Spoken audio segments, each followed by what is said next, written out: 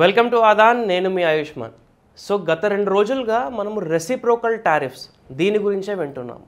అసలు ఈ టారిఫ్స్ అంటే ఏంటి, యూఎస్ మన మీద వేసిన టారిఫ్స్ ఏంటి, టారిఫ్స్ ఎలా వర్క్ అవుతాయి, మన దేశానికి ఎలా ఇంపాక్ట్ వస్తుంది, నెగిటివ్ వస్తుందా పాజిటివ్ వస్తుందా, ప్రతిదీ కూడా ఈ వీడియోలో మనం డిస్కస్ చేద్దాము.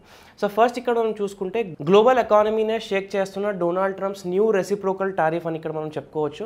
April 2, 2025కి అనౌన్స్ చేసిన ఈ టారిఫ్స్ 60+ కంట్రీస్కి ఇంపాక్ట్ చేస్తుంది.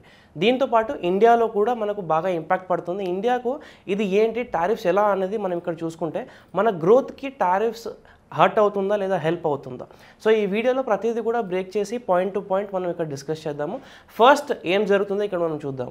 April 2, 2025న ట్రంప్ వైట్ హౌస్ రోజ్ గార్డెన్లో నుంచి లిబరేషన్ డేకి అమెరికాలో రెసిప్రోకల్ టారిఫ్స్ని డిక్లేర్ చేశారు.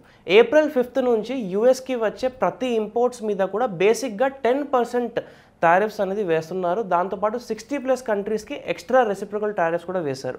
అది April 9 నుంచి ఇక్కడ మనకు స్టార్ట్ అవుతుంది. సో ఇండియాకి ఇక్కడ మనం చూసుకుంటే 26% అని యూఎస్ చెప్తున్న ప్రకారంగా 26 to 27% మధ్యలో ఉంటుంది.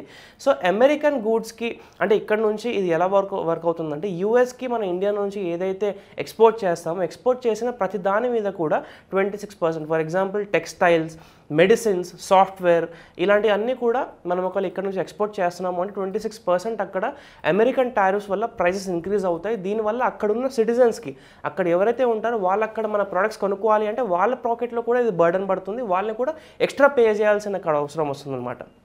సో ఫైనల్గా ఇక్కడ మనము ట్రంప్ గోల్ ఏంటి అని చూసుకుంటే అమెరికన్ జాబ్స్ని ప్రొటెక్ట్ చేయాలి, ట్రేడ్ డెఫిసిట్స్ తగ్గించాలి, మనలాంటి కంట్రీస్ని ఇమిగ్రేషన్ సెక్యూరిటీ ఇష్యూస్ మీద ప్రెషర్ చేయాలి. బట్ ఇక్కడ పెద్ద క్వశ్చన్ ఏంటి, ఇది వర్క్ అవుతుందా లేదా బ్యాక్ ఫైర్ అవుతుందా? ఇప్పుడు ఇంపాక్ట్ గురించి మనం ఇక్కడ మాట్లాడుకుంటే టారిఫ్స్ అంటే బార్డర్ క్రాస్ చేసే గూడ్స్ మీద ట్యాక్సెస్ లాగా. సో యూఎస్ మన ఇండియన్ ఎక్స్పోర్ట్స్ మీద 26% టారిఫ్ వేస్తే మన ప్రోడక్ట్స్, శారీస్, ఆటో పార్ట్స్ అక్కడ కాస్ట్లీ అవుతాయి. అమెరికన్ బయర్స్ వేరే కంట్రీస్ నుంచి చీప్ ఆప్షన్స్కి వెళ్ళొచ్చు లేదా లోకల్గానే ప్రొడ్యూస్ చేసుకోవచ్చు. వాళ్ళ కంట్రీలో వాళ్ళని ఇప్పుడు ఎలా అయితే మనం మేక్ ఇన్ ఇండియా చేస్తున్నామో వాళ్ళు అక్కడ మేక్ ఇన్ అమెరికా అనేది కూడా స్టార్ట్ చేయవచ్చు. సో గ్లోబలీ ఎకానమిస్ట్ ఏం చెప్తున్నారు అంటే ఇది ట్రేడ్ని స్లో చేస్తుంది, దీనివల్ల రెసిషన్ వచ్చే ఛాన్స్ ఉంటుంది, ప్రైజెస్ కూడా అక్కడ పెరుగుతాయి అండ్ కొన్ని ప్లేసెస్లో రెసిషన్ కూడా రావచ్చు. ఐఎంఎఫ్ అంటే ఇంటర్నేషనల్ మానిటరీ ఫండ్ ఇక్కడ ఏం చెప్తుందంటే లాస్ట్ వీక్ వార్న్ కూడా చేసింది, ట్రంప్ టారిఫ్స్ 2026లో గ్లోబల్ జీడిపి గ్రోత్ని 0.9% దాకా తగ్గించుకోవచ్చు అని చెప్తుంది. యూఎస్కి మన ఇండియా నుంచి biggest export market, $87 billion last ఇయరే మనం ఇక్కడ చేసాము. 26% టారిఫ్ వల్ల మన ఎక్స్పోర్టర్స్కి ఎస్పెషల్లీ స్మాల్ బిజినెస్కి టఫ్ అవుతుందని ఇక్కడ మనం చెప్పుకోవచ్చు. బట్ ఫుల్ నెగిటివే కాదు, పాజిటివ్ సైడ్ కూడా ఉంది. పాజిటివ్ సైడ్ ఏంటి అంటే ఒకవేళ టారిఫ్స్ అక్కడ మన ఇండియాకి 26% ఉంది అంటే దీనివల్ల మన ఇండియాలో మేక్ ఇన్ ఇండియా బూస్ట్ అనేది రావచ్చు. ఎందుకంటే అమెరికన్ కంపెనీస్ ఒకవేళ చైనా నుంచి ఏదన్నా గూడ్స్ తెప్పిస్తున్నారు, చైనాకి 34% టారిఫ్ ఉంది కాబట్టి చైనీస్ వాళ్ళకంటే మనకు 26% తక్కువ ఉంది కాబట్టి వాళ్ళకి ఎంతో కొంత అక్కడ మార్జిన్ మిగులుతుంది కాబట్టి ఇండియాని చూస్ చేసుకోవడానికి ఇక్కడ ఛాన్స్ ఉంటుంది. ఇండియా నుంచి ఐటీ, హార్డ్వేర్, టెక్స్టైల్ సెక్టర్స్కి ఇండియా నుంచి ఇంపోర్ట్ చేసుకోవడానికి ఛాన్స్ ఉంటుంది. ఇండియాలో ఉన్న బిజినెసెస్కి ఎక్స్పోర్ట్ చేయడానికి మార్కెట్ పెరుగుతుందని ఇక్కడ మనము ఒక ఛాన్స్ అయితే ఉంది అని అనుకోవచ్చు. సెకండ్ ఇక్కడ మనం చూసుకుంటే ఇంకొక పాజిటివ్ పాయింట్ ఏంటంటే ఇండియా ఎక్స్పోర్ట్స్ మార్కెట్ అంతా యూఎస్ మీదనే డిపెండ్ లేదు. లైక్ వియత్నాం, థైలాండ్ లాగా టోటల్గా అమెరికా మీద మనం డిపెండ్ లేము. జస్ట్ 17% మాత్రమే ఎక్స్పోర్ట్స్ మనకు యూఎస్ మీద డిపెండెన్సీ ఉంది. కానీ 17% కూడా చాలా పెద్ద ఫిగర్ అనమాట ఇక్కడ.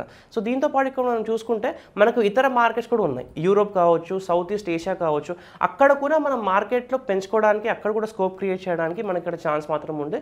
థర్డ్ ఇక్కడ మనం చూసుకుంటే ట్రంప్ ప్రెషర్ వల్ల India smarter trade deals negotiate చేయవచ్చు. ఎందుకంటే మేబీ యూఎస్తో కూడా ఇమాజిన్ 2 సైడ్స్ కూడా టారిఫ్ ఒకవేళ తగ్గిస్తే మేబీ ఒకవేళ పాసిబిలిటీ ఉంటే మన ఫార్మర్స్కి అండ్ టెక్ ఫర్మ్స్కి కూడా బాగా ఇక్కడ విన్ విన్ సిచ్యువేషన్ అనేది క్రియేట్ అవుతుంది. రిస్క్ కూడా ఉన్నాయి, ఎందుకంటే 26% టారిఫ్ వల్ల మన యూఎస్ ఎక్స్పోర్ట్స్ 10 to 15% తగ్గిపోవడానికి ఛాన్స్ ఉంటుంది. ఇండియాలో ఉన్న బిజినెస్ వాళ్ళకి ఇది ఎక్స్పోర్టర్స్కి చాలా పెద్ద ఒక టఫ్ సిచ్యువేషన్ అని ఇక్కడ మనం అనుకోవచ్చు.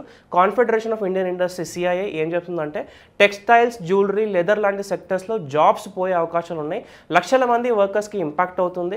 సెకండ్లీ ఇక్కడ మనం చూసుకుంటే యూఎస్ ఎకానమీ కూడా స్లో అవుతుంది. ఒకవేళ యూఎస్ ఎకానమీ స్లో అవుతే మన గూడ్స్కి డిమాండ్ కూడా అక్కడ తగ్గిపోతుంది వాళ్ళ కంట్రీలో.